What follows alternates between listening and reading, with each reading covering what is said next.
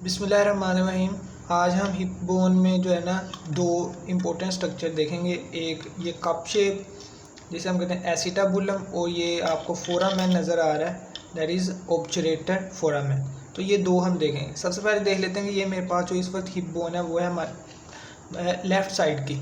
ठीक है, तो लेफ़्ट साइड की है, इसमें तीन बोन है हमें पता है। एक सबसे ऊपर जो है ये इलियम है, तो अगली साइड पर हमारे पास प्यूबिस, और जो है वो ये निचली साइड पर जो है वो ये है हमारे पास इस्चियम।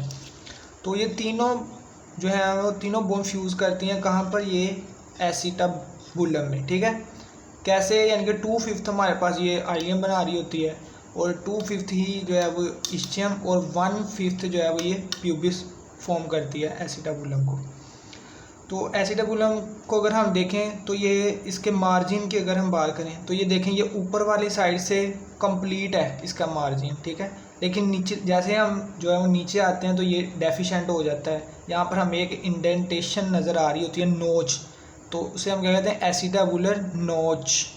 ठीक है, तो ये हमें डेफिशिएंट नज़र आ रहा है इन्फीरियरली। और दूसरा ये कि इस के जो हमारे पास नोच के जो मार्जिन है, इनको आपस में एक चीज़ जोड़ती है, लिगामेंट जोड़ता है, उसको हम क्या कहते हैं, ट्रांसवर्स लिगामेंट।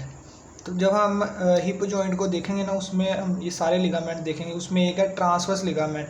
वो क्या करता है, वो ये ब्रिज करता है इसको, इसके जो है वो दो एंड को, और इसको केनाल में कन्वर्ट कर देता है यहाँ पे। ठीक है, तो ट्रांसवर्स लिगामेंट का आपने याद रखना है। अगर हम इसको देखेंगे अंदर से तो ये कप शेप स्ट्रक्चर है, और इसमें हमें ये दो सरफेसेस नज़र आ रही हैं, एक रफ सी नज़र आ रही है और साइडों से ये स्मूथ सरफेस नज़र आ रही है।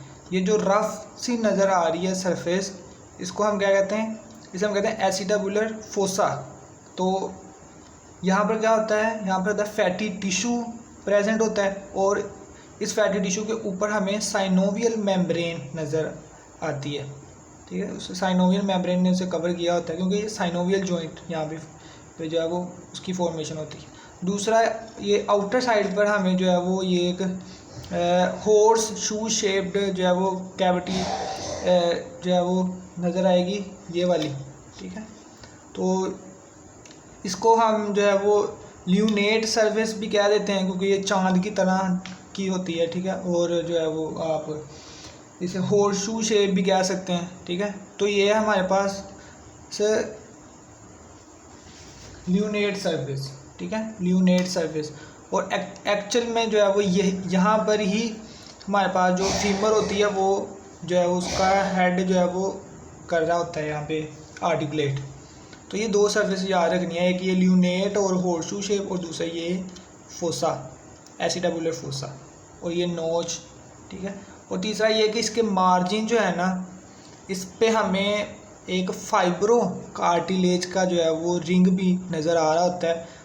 वो यानी कि इस तरह इस कैविटी को और ज़्यादा गहरा करता है, यानी कि अगर इसकी गहराई पहले जो है वो थोड़ी थी, तो इस तरह उसके लगने से और ज़्यादा डेप्थ जो है वो इंक्रीज़ हो जाती है। तो वो है हमारे पास फाइब्रो कार्टिलेज रिंग, जिसको हम कहते हैं क्या, एसिटाबुलर लैब्रम। ठीक है, तो एसिटाबुलर लैब्रम का भी आपने जो है वो याद रखना है। तो ये था हमारे पास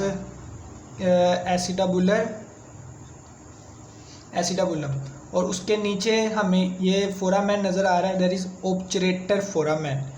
ऑब्चुरेटर फोरामेन जो है वो ये दो के दरमियान में, दो बोन के दरमियान इसके, यानी कि अगली साइड पर क्या है हमारे पास प्यूबिस, और जो है पिछली साइड पे इस्कियम। तो इन दोनों के दरमियान में हमें ये जो है नज़र आ रहा होता है ऑब्चुरेटर फोरामेन। ऑब्चुरेटर फोरामेन को जो है कम्प्लीटली जो है वो कवर कर रही होती है ऑब्चुरेटर मेम्ब्रेन, सिवाय एक जगह पे, यहाँ पर हमें एक ये ग्रूव सा नज़र आएगा, ये इस तरह, दैट इज़ ऑब्चुरेटर ग्रूव कह लें या केनाल कह लें, क्योंकि यहाँ से हमें कुछ वेसल्स या ऑब्चुरेटर नर्व और वेसल वो लीव आउट कर रही होती हैं। इसकी वजह से जो है वो ऑब्चुरेटर मेम्ब्रेन यहाँ पर डेफिशिएंट होती है।